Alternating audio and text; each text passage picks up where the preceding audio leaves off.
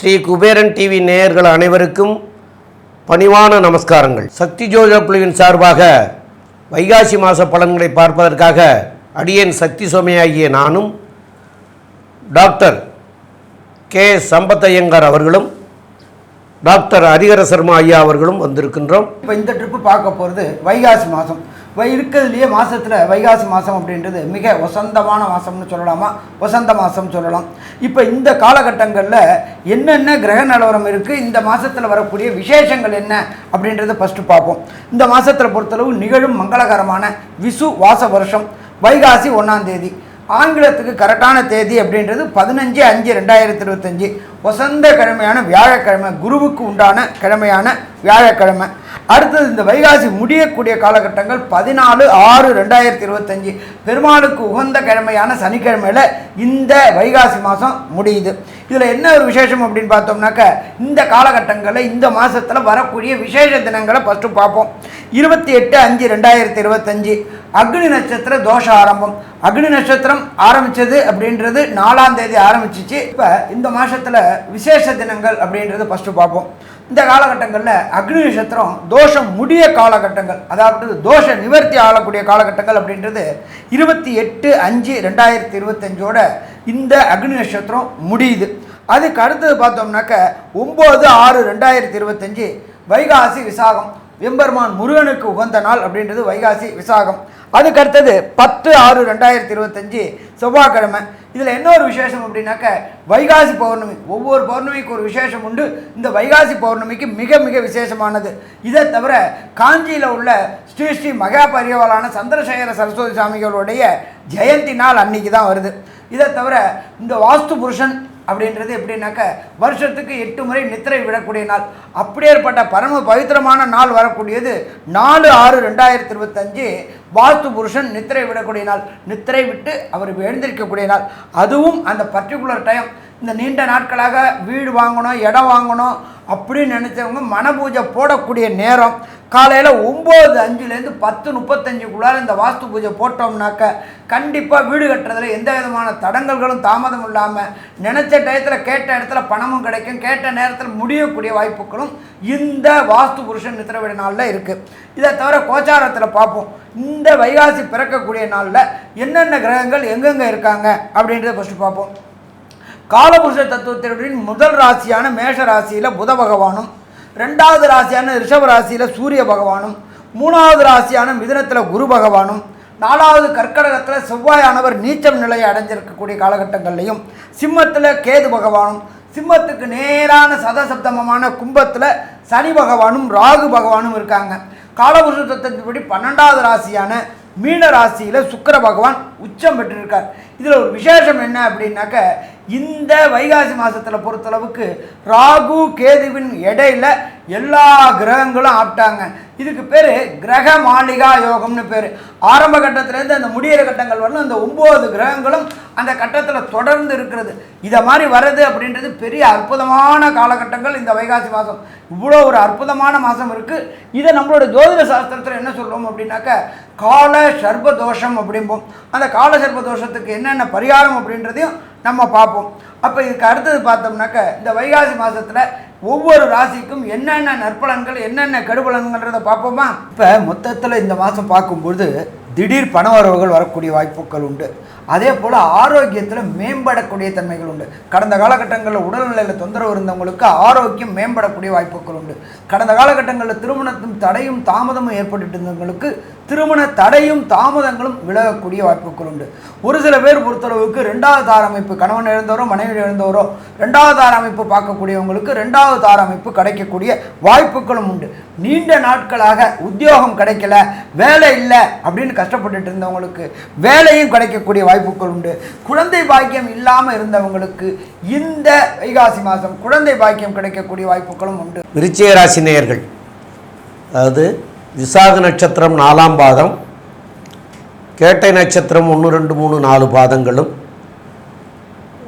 அனுச நட்சத்திரம் 1, 2, 3, 4 பாதங்களும் ஆக இந்த 9 பாதம் கொண்டவர்கள் விருச்சிக ராசிக்காரர்கள். இந்த விருச்சிக ராசியினுடைய அதிபதி செவ்வாய். அவர் நல்ல இடத்துல 9ஆம் இடம்ங்கிறது சிறந்த இடம்தான், இருந்தாலும் அவர் வந்து நீச்சப்பட்டு போயிருக்கார். அப்போது நீச்சப்பட்டு போயிருக்கிறதுனால உங்களுடைய எல்லா காரியங்களுமே தடைப்பட்டுக்கிட்டு இருக்கிறது. ரெண்டாவது, உங்களுடைய ராசிக்கு 4ஆம் இடத்துல சனியும் ஆட்சி பெற்று போய் அர்த்தாஷ்டம சனியாக இருக்கார். அங்கே கூடவே ராகு பகவானும் இப்போ வந்து சேர்ந்துட்டார். அதனால் மேலும் சில சிக்கல்களை எல்லாம் கொடுத்துட்ருக்காரு. தொழில் பண்ணுறவங்களுக்கு சிக்கல், உத்தியோகத்தில் இருக்கிறவங்களுக்கு சிக்கல், இந்தமாரி சிக்கல்லாம் வந்து இருக்கிறது. இதெல்லாம் எப்போத்தான் தீரும் அப்படின்னு பார்க்குற போது இந்த செவ்வாய் வந்து மாற போகிறாரு. என்றைக்கு மாற போகிறாரு அப்படின்னு பார்த்தீங்கன்னா 8/6/2025 அன்னைக்கு அவர் நீச்சம் பெற்ற செவ்வாய் 9ஆம் இடத்துக்கு சிம்மத்துக்கு வந்துடுறாரு. அதாவது 9ஆம் இடத்துலேருந்து 10ஆம் இடத்துக்கு வந்துடுறாரு. அப்போ இந்த நீச்சத்தில் இருந்து அவர் 10ஆம் இடத்துக்கு வந்துட்டார்னா உங்களுடைய தொழில்துறைகள், உத்தியோகத்துறைகள் இதெல்லாம் வந்து மேன்மை அடையக்கூடிய வாய்ப்புகளை கொடுக்கக்கூடிய வாய்ப்பு உண்டு. ஏன்னு கேட்டால் சனியும் செவ்வாயும் 6-8 சஷ்டாஷ்டக நிலையில் இருக்கிறதுனாலையும் அது வேலை செய்யாமல் இருந்தது. இந்த செவ்வாய் மாறிட்டார்னா நல்ல நிலைமைக்கு வரக்கூடிய வாய்ப்புகள் மிக அதிகம். மேலும் உள்ள விவரங்களை பற்றி நம்முடைய ஆஸ்ட்ரோ கேஎஸ் ஐயங்கார் அவங்க சொல்லுவாங்க. ஐயா, அருமையாக சொன்னீங்க. விருச்சிக ராசிக்காரர்களுக்கு பார்த்தீங்கன்னா இனிமேலேருந்து சற்று ஏற்றம் இருக்கும். எதனால் அப்படின்னா, இவ்வளவு நாளாக உங்களுக்கு ஐயா சொன்ன மாதிரி செவ்வாய் வந்து நீச்சப்பட்டு போயிருந்தார். அதாவது ராசிநாதன் நீச்சப்பட்டு போகிறதுனால மனசுக்குள்ள ஒரு கிளேசம், எந்த ஒரு விஷயத்தையும் நன்ற ஒரு விஷயத்தை எடுத்து வழி நடத்தி அது மாதிரி செய்ய முடியாத அளவுக்கு ஒரு பெரிய மனசுக்குள்ள ஒரு போராட்டம். அது தவிர வந்து குருவும் வந்து 8ஆம் இடத்துல மறைஞ்சு போயிருக்கார். குரு அப்படின்றவர் வந்து தனக்காரகனாக இருந்தாலும் குரு உங்களுடைய பார்க்கிறவர்களும் உங்களுக்கு ஒரு நல்ல ஏற்றம் இருந்தது, மனசில் வந்து ஒரு தெம்பு இருந்தது. இப்போ வந்து மனசுக்குள்ளே ஒரு சின்ன பயம் இருக்குது. எந்த ஒரு விஷயத்தை நாம் எடுத்து செய்தாலும் அதில் வந்து வெற்றி பெறுவோமா மாட்டோமா என்ற ஒரு பயம். ஏன்னா அர்த்தாஷ்டம சனி, 4ஆம் இடத்துலேயே ராகு, 2 கிரகங்கள், அதாவது ராகு இருக்கும் இடத்தை வைத்தே செயல்படுவார்னு சொல்கிற மாதிரி அப்போ 2 சனி அங்கே இருக்க மாதிரி கணக்கு. அதனால் மிகப்பெரிய பிரச்சனையே உங்களுக்கு கொடுத்து கொண்டிருக்கிறார். இப்போ வந்து குருவின் பார்வை அந்த சனி ராகு இந்த இருவருடைய பிரச்சனை கொடுக்கும் தன்மையை கம்மி பண்ணி உங்களுக்கு கோதண்ட ராகுவாகவும் சனிக்கு ஒரு சுப பலன்கள் கொடுக்கக்கூடிய அளவிற்கு குருவினுடைய பார்வை நிச்சயமாக அமையும். அதனால் ரிலேட்டிவ் கம்ஃபர்ட்னு சொல்லுவோம். ரொம்ப மோசமான நிலையில் இருக்கிறவங்களுக்கு கொஞ்சம் மாற்றங்கள், கொஞ்சம் ஏற்றங்கள் இருக்கக்கூடிய வாய்ப்புகள் நிச்சயமாக உண்டு. இந்த மாத கடைசியில், அதாவது வைகாசி மாத கடைசியில் செவ்வாய் மாறும் பொழுது உங்களுக்கு நிச்சயமாக ஒரு ஏற்றம் வரும். எப்படி வரும் அப்படின்னு பார்த்தாலேயானால் 9ஆம் இடம் அப்படின்னு சொல்லக்கூடிய இடத்துல இவ்வளோ நாள் நீச்சமாக இருந்து 10ஆம் இடத்துக்கு போகிறார். செவ்வாய் 10ஆம் இடத்துக்கு போகக்கூடியதுனால் அங்கே வந்து திக்பலமும் பெறார். அது ஒரு பெரிய ஏற்றம். இதை தவிர பார்த்தாலேயானால் 10ஆம் இடம் சிம்ம வீடு, சிம்ம வீட்டில் போய் செவ்வாய் இருக்கிறது பெரிய விசேஷம். அதனால் உங்களுக்கு பெரிய ஏற்றத்தை கொடுக்கக்கூடிய காலகட்டமாக நிச்சயமாக அமையும். எந்த ஒரு விஷயத்திலும் சரி, தொழிலையும் சரி, சொந்த தொழிலையும் சரி, அதாவது வேலை செய்யும் இடத்துலையும் உங்களுக்கு ஒரு பெரிய ஏற்றமும் மாற்றமும், உங்களுக்கு இன்க்ரிமெண்ட், இந்த மாதிரியான விஷயங்கள் வரக்கூடிய வாய்ப்பு நிச்சயமாக இருக்கும். இந்த காலகட்டத்தில் உங்களுடைய ராசிக்கு 5ஆம் இடத்துல சுக்கிரன் இருக்கார், 7ஆம் இடத்துல வந்து சூரியன் இருக்கார். அதாவது 5ஆம் இடத்துல இருக்கிற சுக்கிரன் 7ஆம் அதிபதி 7க்கு 11ல் இருக்கார். நிச்சயமாக உங்களுக்கு மனதுக்கு பிடித்தவரை நீங்கள் செலக்ட் செய்து கல்யாணம் பார்க்குறதுக்கு நீங்கள் பிரியப்படுவீங்க. இந்த காலகட்டத்தில் பணவரவிற்கு பஞ்சம் இருக்காது. 5ஆம் இடத்துல இருக்கக்கூடிய சுக்கிரன் உங்களுடைய அபிலாஷைகளை பூர்த்தி செய்யக்கூடிய வாய்ப்புகள் மிகவும் அதிகம். 11ஆம் இடத்துல வந்து அதாவது 10ஆம் இடத்துல வந்து கேத்து பகவான் வர, கேத்து பகவான் இருக்கிறது ரொம்பவும் விசேஷம். ஏன்னா 10ஆம் இடத்துல வந்து தொழிலில் மாறுதல்கள் நினைக்கக்கூடிய வாய்ப்புகள் நிச்சயமாக இருக்கும். இந்த காலகட்டத்தில் புதனுடைய மாற்றம் எந்த அளவுக்கு ஏற்றத்தை கொடுக்கும்? சூரியன் சப்தமத்தில் இருக்கிறது நல்லதா? ஏன்னா அவர் துர்கிரகம் 7ஆம் இடத்துலேருந்து உங்களுடைய ராசியை பார்க்குறது எந்த அளவு ஏற்றத்தை கொடுக்கும்னு நம்ம ஐயா கிட்ட கேட்போம். ஐயா நல்லா அற்புதமாக சொன்னீங்க ஐயா. விருச்சிக ராசி ஏற்கனவே அர்த்தாசிரம சனியில் அவதிப்பட்டு இருக்கிறாங்க. கூட ராகுவும் வந்து மேலும் கஷ்டப்படுத்திட்டு இருக்கிறார். என்ன ஒன்று விசேஷம் அப்படின்னாக்கா, இந்த குரு பெயர்ச்சி நடந்த பிறகு குரு பார்க்கறதுனால ஐசியூவில் இருந்தவங்க ஜென்ரல் வார்டுக்கு வந்திருக்கிறாங்க. ஆனால் ஆஸ்பத்திரியை விட்டு இன்னும் டிஸ்சார்ஜ் ஆகலை. டிஸ்சார்ஜ் ஆக கொஞ்சம் காலதாமதம் ஆகும். ஆனால் சமாளிக்கக்கூடிய தன்மையை கொடுப்பார். இதுக்கு நடுப்புற பார்த்தோம்னாக்க புத பகவான் 6ஆம் இடத்துக்கு போகிறாரு, அதுலேருந்து 7ஆம் இடத்துக்கு வர்றாரு, அதுலேருந்து 8ஆம் இடத்துக்கு வர்றாரு. இந்த 30 நாளில் அவர் கிட்டத்தட்ட 3 ட்ரிப்பு மாறுறாரு. புதனை பொறுத்தளவுக்கு மறைந்திருந்தாலும் நல்லது பண்ணுவார், ஆட்சி உச்சம் மூல திரிகோணம் பண்ணியிருந்தாலும் நல்லது பண்ணுவார், நீச்சம் பண்ணியிருந்தாலும் நல்லது பண்ணுவார். இது மற்ற கிரகங்களுக்கு எதுவுமே கிடையாது, அது புத பகவானுக்கு மட்டும்தான் உண்டு. அப்படியேற்பட்ட புத பகவான் 6ல் இருக்கிறாரு. 6 அப்படின்றது வேலை ஸ்தானம். இதுவரையிலும் விருச்சிக ராசியை சேர்ந்தவங்களுக்கு வேலையில் ஒரு ஏற்றம் இல்லாமல் இருந்துகிட்டு அந்த ஏற்றம் கிடைக்கக்கூடிய காலகட்டம் இந்த காலகட்டமாக கண்டிப்பாக காலகட்டமே. சரி, அதுக்கு அடுத்தது அவர் என்ன பண்ணுறாரு, 7ஆம் இடத்துக்கு போகிறாரு. ஏற்கனவே 7ஆம் இடத்துல சூரிய பகவான் உட்கார்ந்துட்டுருக்கார், அவர் கூட இந்த புத பகவானு சேர்றார். அப்போ அது ரெண்டும் சேர்ந்து ஒரு யோகமாக மாறுது. என்ன? புத ஆதித்ய யோகம். நீண்ட நாட்களாக திருமணம் தடை தாமதம் ஆயிட்டு இருந்தவங்களுக்கு திருமணம் தடை தாமதம் அத்தனையும் விலகக்கூடிய காலகட்டம். ஏன்னா 7ஆம் அதிபதி 5ல் உச்சம் பெற்று இருக்கிறார். அதே போல் நீண்ட நாட்களாக திருமணமாகி சந்தான பாக்கியம் என்கின்ற வம்சம் விருத்தி கிடைக்காத விருச்சிக ராசி என்பவர்களுக்கு வம்சம் விருத்தி கிடைக்கக்கூடிய காலகட்டங்கள். அதே போல் நீண்ட நாட்களாக குலதெய்வம் கோயிலுக்கு போகணும். எப்பொழுதுமே குலதெய்வம் கோயில் போனால் தான் இஷ்ட தெய்வம் வீட்டுக்கு வரும். குலதெய்வம் வீட்டுக்கு வந்தால் தான் அந்த வீட்டில் எல்லா விதமான சுபகாரியங்களும் நடக்கும். அப்படியே ஏற்பட்ட இடத்துல இந்த குலதெய்வம் போகக்கூடிய வாய்ப்புகள் கடந்த காலகட்டங்களில் 5ஆம் இடத்துல ராகு இருந்துக்கிட்டு தடுமாற்றம் பண்ணிக்கிட்டு இருந்தார், அவர் 4ஆம் இடத்துல வந்துட்டார். அப்போ குலதெய்வ வழிபாடு செய்யக்கூடிய காலகட்டங்கள் வரும்.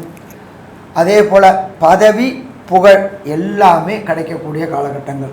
உங்களுக்கு ராசியாதிபதியான குரு 7லேருந்து 8ல் மறைஞ்சிட்டாலும் அவர் வீடான தனுரை சப்தம பார்வை பார்க்குறார். ஜோதிஷ சாஸ்திரத்துப்படி 2ஆம் இடம் அப்படின்றது வாக்கு தனம் குடும்பஸ்தானம்னு பேர்.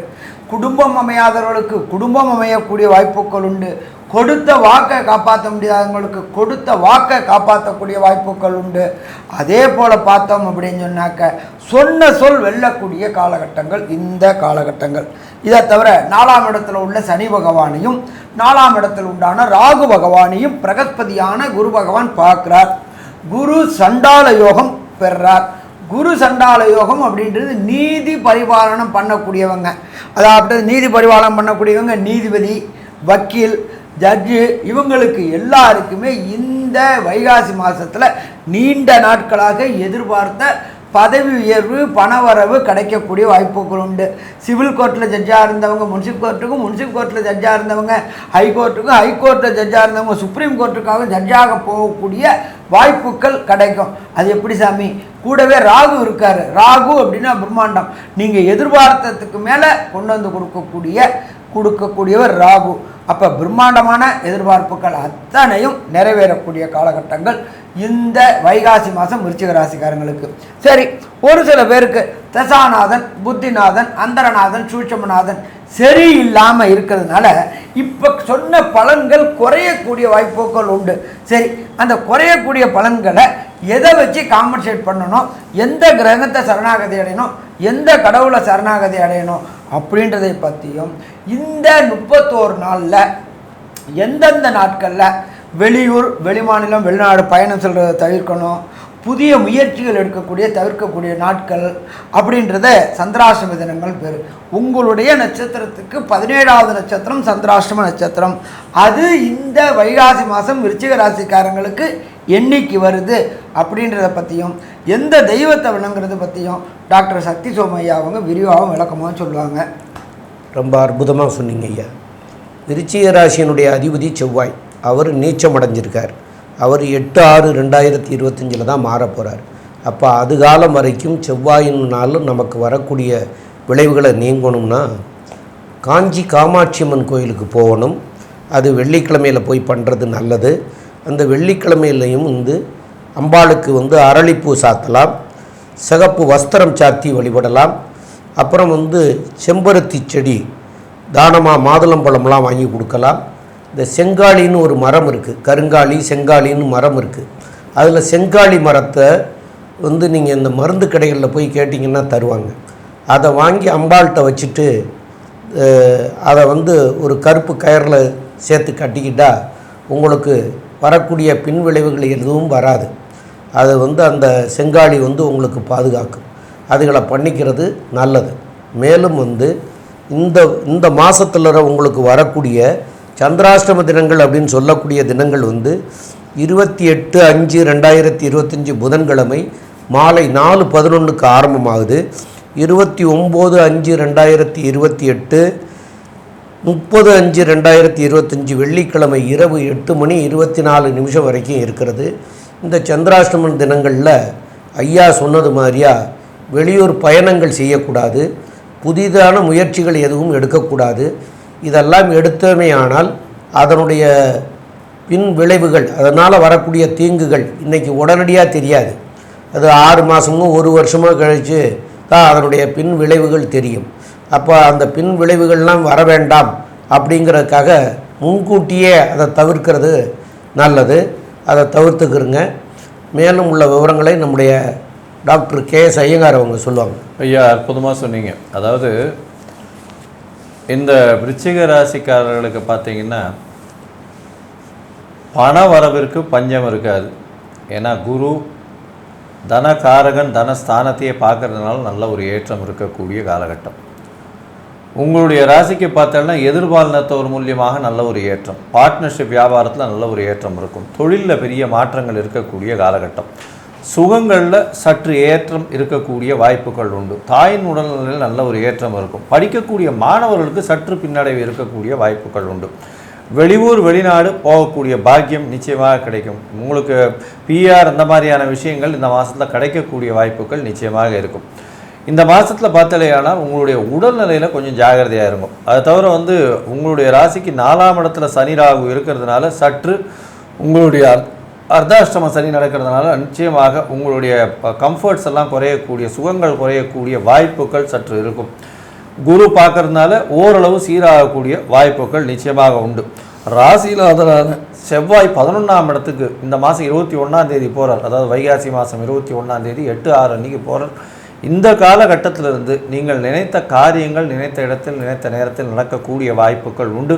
அதுவும் வந்து இந்த மருத்துவத்துறை, இந்த ஆன்மீகத்துறை, அதை தவிர ரத்தம் சம்மந்தப்பட்ட துறையில் இருக்கிறவங்க, அதை தவிர நர்ஸு, ஸ்டாஃப் நர்ஸு, அதை தவிர வார்ட் பாய், இவங்கெல்லாம் மருத்துவம் சம்மந்தப்பட்டவங்க, மருந்து பொருட்கள் விற்கிறவங்க, அக்னி சம்மந்தப்பட்டவங்க, அதாவது இந்த நெருப்பு சம்மந்தப்பட்ட இந்த இது சாப்பாடு பண்ணுறவங்க அவங்களெலாம். அதை தவிர பார்த்தலையானால் உங்களுக்கு இந்த சாப்பாடு கேரியர் எடுத்துகிட்டு போகிறவங்க, இவங்களுக்கெல்லாம் வந்து நல்ல ஒரு ஏற்றம் கிடைக்கக்கூடிய காலகட்டம். மண் சம்பந்தப்பட்ட ரியல் எஸ்டேட் சம்மந்தப்பட்டவர்களுக்கெல்லாம் திடீர் யோகம் வரக்கூடிய வாய்ப்புகள் நிச்சயமாக இருக்குது. மொத்தத்தில் பார்த்தீங்களேனால் இந்த மாதம் வைகாசி மாதம் விஸ்வாவசு வருஷம் இந்த விருச்சிக ராசிக்காரர்களுக்கு 80 விழுக்காடு நல்ல ஒரு ஏற்றத்தையும் மாற்றத்தையும் உங்கள் வாழ்வில் நிச்சயமாக கொடுக்கும்னு சக்தி ஜோதிட குழு சொல்லுது. நன்றி, நமஸ்காரம். ஸ்ரீ குபேரன் டிவியை பார்த்தமைக்கு நன்றிகள். மேலும் இது போன்ற தகவல்களை தெரிந்து கொள்ள ஸ்ரீ குபேரன் டிவியை சப்ஸ்கிரைப் செய்யுங்கள். மறக்காமல் பெல் ஐக்கானை கிளிக் செய்யுங்கள்.